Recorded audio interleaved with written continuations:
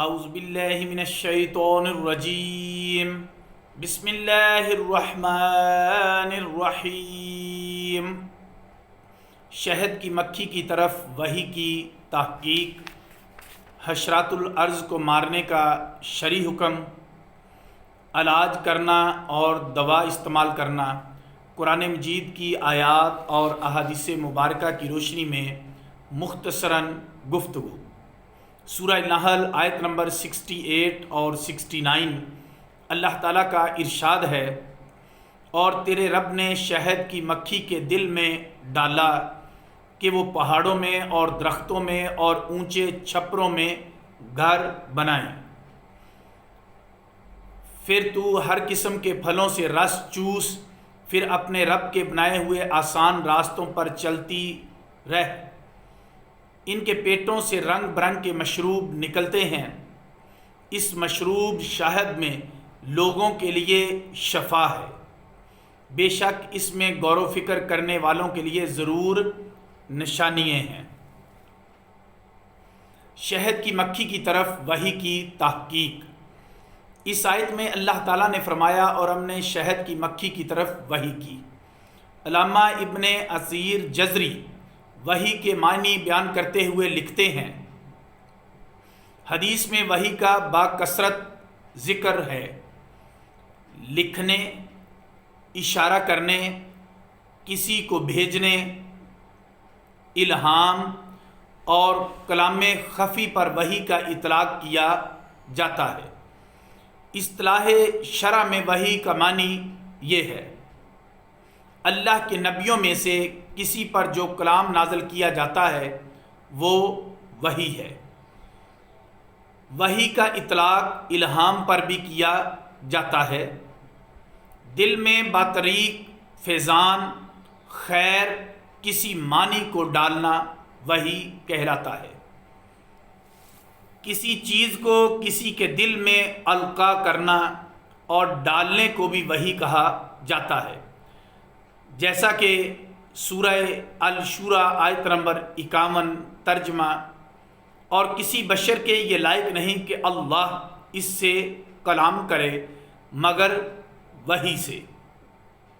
اور اولیاء اللہ پر بھی الہام کے لیے جو وحی کا لفظ استعمال کیا جاتا ہے وہ سورہ المائدہ آیت نمبر 111 ترجمہ، اور جب میں نے حوار پین کی طرف الہام کیا، اور عام انسانوں کے دل میں کسی نیک بات کے ڈالنے کی مثال اس آیت مبارکہ میں ہے، سورہ القصص آیت نمبر 7 ترجمہ، اور ہم نے موسیٰ کی ماں کے دل میں یہ بات ڈالی کہ تم اس کو دودھ پلاؤ، اور حیوانات کے دلوں میں کسی بات کے ڈالنے کے لیے وحی کے استعمال کی مثال اس آیت میں ہے، سورہ النحل آیت نمبر 68 ترجمہ، اور ہم نے شہد کی مکھی کے دل میں یہ ڈالا کہ وہ پہاڑوں میں گھر بنائیں۔ یہاں شہد کی مکھی کا ذکر ایک مثال کے طور پر ہے، ورنہ جانور کا نوزائیدہ بچہ جو اپنی ماں کے تھنوں کو چوستا ہے، اس کو کوئی خارجی چیز آ کر یہ نہیں سکھاتی، اللہ ہی اس کے دل میں یہ ڈالتا ہے۔ اسی طرح جانور جو باقی فطری عمل کرتے ہیں وہ اللہ ہی ان کے دلوں میں ڈالتا ہے اور ان کو سکھاتا ہے۔ اسی طرح انسانوں کو کسی اچھے کام کا طریقہ اور حسن عمل کی تدبیر سوجتی ہے تو یہ بھی اللہ ہی ان کے دلوں میں ڈالتا ہے۔ حشرات الارض کو مارنے کا شرعی حکم۔ حضرت ابن عباس رضی اللہ عنہما بیان کرتے ہیں کہ نبی صلی اللہ علیہ وآلہ وسلم نے 4 جانوروں کو قتل کرنے سے منع فرمایا ہے۔ نمبر 1 چیونٹی، نمبر 2 شہد کی مکھی، نمبر 3 ہدہد، نمبر 4 لٹورا، سبز رنگ کا پرندہ جو چھوٹے پرندوں کا شکار کرتا ہے اس کو لٹورا کہتے ہیں۔ بعض اوقات گھروں میں چیونٹیاں، مچھر، مکھیاں، کھٹمل وغیرہ بہت زیادہ ہو جاتے ہیں جن سے لوگوں کو تکلیف پہنچتی ہے، چیونٹیاں بستروں پر چڑھ جاتی ہیں اور انسانوں کی آنکھوں اور بدن کے دوسرے حصوں پر کاٹ لیتی ہیں، جس سے انسان شدید تکلیف میں مبتلا ہو جاتا ہے۔ ان کو فنس وغیرہ اسپرے کر کے مارنا جائز ہے یا نہیں؟ اس کا جواب یہ ہے کہ خود سے تکلیف کو دور کرنے کے لیے ان کو مارنا جائز ہے، اور بلا وجہ کسی کو مارنا جائز نہیں ہے۔ اور اس کی اصل وہ احادیث ہیں جن میں آپ نے کاٹنے والے کتے، چوہے، سانپ اور بچھو کو قتل کرنے کا حکم دیا ہے۔ علاج کرنے اور دوا استعمال کرنے کے متعلق احادیث مبارکہ، اللہ تعالیٰ نے فرمایا اس شہد میں لوگوں کے لیے شفا ہے۔ قرآن مجید کی اس آیت میں بیماریوں کا علاج کرنے اور دوا پینے کے جواز کی دلیل ہے۔ بعض صوفی لوگ علاج کرنے اور دوا پینے سے منع کرتے ہیں اور کہتے ہیں کہ مسلمان اس وقت تک اللہ تعالیٰ کا ولی نہیں بنتا جب تک وہ اللہ تعالیٰ کی طرف سے آئی ہوئی تمام بیماریوں اور تمام بلاؤں پر راضی نہ ہو۔ وہ کہتے ہیں کہ دوا اور علاج کرنا جائز نہیں ہے، لیکن ان کا یہ قول مردود ہے۔ اللہ تعالیٰ نے اس آیت میں شہد کو لوگوں کے لیے شفا فرمایا ہے، اور اس کا شفا ہونا تب ہی ثابت ہوگا جب کسی بیماری میں اس کو استعمال کیا جائے۔ نیز ان لوگوں کو چاہیے کہ پھر دعا بھی نہ کریں، حالانکہ قرآن مجید اور احادیث میں دعا کرنے کی ترغیب ہے، اور علاج کے متعلق بھی بہت احادیث موجود ہیں۔ حضرت جابر رضی اللہ عنہ بیان کرتے ہیں کہ رسول اللہ صلی اللہ علیہ وآلہ وسلم نے فرمایا، ہر بیماری کی دوا ہے، پس جب دوا صحیح ہو تو مریض اللہ عز و جل کے حکم سے شفا پا جاتا ہے۔ عمر بن قتادہ بیان کرتے ہیں کہ حضرت جابر بن عبداللہ رضی اللہ عنہما نے خود پہنے ہوئے شخص کی عیادت کی، پھر فرمایا میں اس وقت تک نہیں جاؤں گا جب تک تم پچھنے نہ لگوا لو، کیونکہ میں نے رسول اللہ صلی اللہ علیہ وآلہ وسلم کو یہ فرماتے ہوئے سنا ہے کہ اس میں شفا ہے۔ عاصم بن عمرو بن قتادہ بیان کرتے ہیں کہ حضرت جابر بن عبداللہ رضی اللہ عنہما ہمارے گھر آئے، اور ہمارے گھر میں ایک آدمی کو زخم سے تکلیف تھی۔ حضرت جابر نے پوچھا تم کو کیا تکلیف ہے؟ اس نے کہا مجھ کو ایک زخم سے بہت تکلیف ہے۔ حضرت جابر نے کہا ایک فسد لگانے والے لڑکے کو بلاؤ۔ اس شخص نے کہا اے ابو عبداللہ آپ فسد لگانے والے کو کیوں بلا رہے ہیں؟ حضرت جابر نے فرمایا میں اس زخم پر فسد لگوانا چاہتا ہوں۔ اس نے کہا پھر میرے زخم پر مکھیاں بیٹھیں گی یا میرے زخم پر کپڑا لگے گا جس سے مجھے تکلیف ہوگی۔